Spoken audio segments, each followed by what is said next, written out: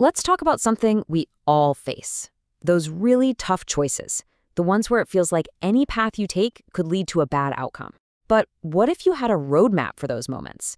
Today, we're going to walk through a powerful framework designed to help you make clear, principled decisions even when things get messy. I mean, really think about that. You know the feeling, right? Stuck between a rock and a hard place, where every single option has a serious downside. It's a feeling we all get, whether it's at work or in our personal lives. And that's exactly the kind of situation we're diving into today. Well, the good news is we don't have to just go with our gut and hope for the best. Turns out there's a structured way to think through these kinds of problems. This model we're talking about, it's basically a step-by-step guide that helps turn a chaotic dilemma into a really solid, well-thought-out decision. To really see how this works, let's make it real. We're going to follow the story of Jay, a social worker, and his client, a man named Mr. Thompson. Now, Mr. Thompson absolutely adores his 12 cats, but he lives in a small apartment and his health is getting worse. It's a tough, complicated situation, and it's going to be the perfect example to see this model in action. Okay, so to understand this model, we've got to look at its foundation. When it was first created about 15 years ago, it was built on 4 big ideas, kind of like 4 pillars holding the whole thing up, making sure any decision was really thoughtful and complete. The first pillar is accountability. It's pretty simple. Can you stand by your decision? Can you explain why you made it? It's kind of like in math class. It's not enough to get the right answer. You have to be able to show your work. But of course, you can't just be accountable in a vacuum. And that brings us to the second pillar, consultation.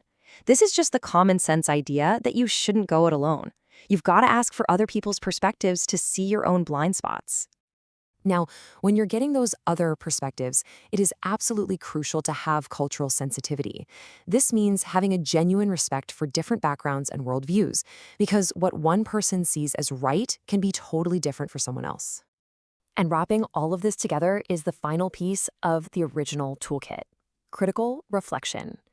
This is all about looking in the mirror, understanding your own biases, your own patterns, and really learning from every single choice you make, good or bad.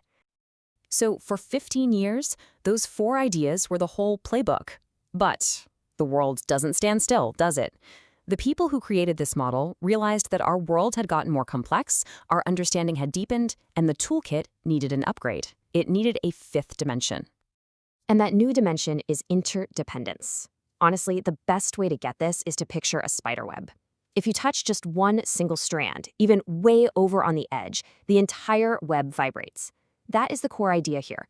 Our actions create these ripple effects that connect us to other people, to animals, to the entire environment in ways we might not even see at first. So why add this? Well, it's because we've started to understand that we aren't just isolated actors. We have a responsibility to think about our connection to animals and the world around us. The goal is to make sure our choices don't cause harm we didn't intend, and to strive for a bigger kind of justice, one that really considers the needs of all living things. So now we've got the complete toolkit, the 4 original ideas plus this powerful new one, interdependence. But how do you actually use it? Well, let's see how these ideas get baked into a practical 5-step process. We're going to go right back to Jay's dilemma with Mr. Thompson and see how it unfolds. All right, step 1. Before you can solve anything, you have to know what the problem actually is. You have to get super clear about the fundamental conflict, the thing that's really at the heart of the dilemma. So the model makes you ask this really important question. What big ideas, what core values are clashing with each other here? This isn't just about what you should do, it's about figuring out what principles are really at stake. And in Jay's case, the conflict is immediately obvious. On one side, you have Mr. Thompson's right to self-determination, his basic freedom to live the life he chooses. But on the other side, you have Jay's professional duty of care, his responsibility to make sure Mr. Thompson is safe. And right now, those 2 things are pulling in opposite directions.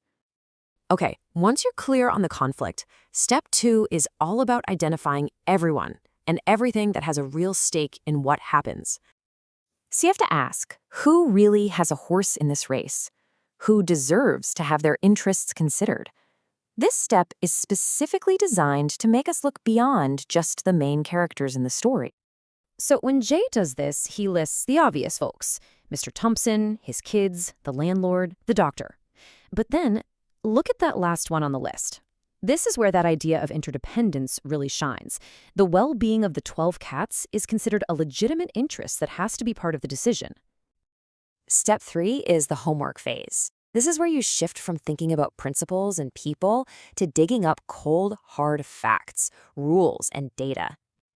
You have to ground your decision in reality, right? So the model pushes you to look up the official guidance. What does your professional code of ethics say? What are the actual local laws? What are the company policies you have to follow? For Jay, this means it's time to hit the books. He's got to check his social work ethics codes. He needs to look up the local laws about how many pets you can legally own. He has to read the apartment building's rules. And he might even look up scientific studies on the health benefits of having companion animals. Now, with all that information in hand, we get to step 4. This is where you brainstorm.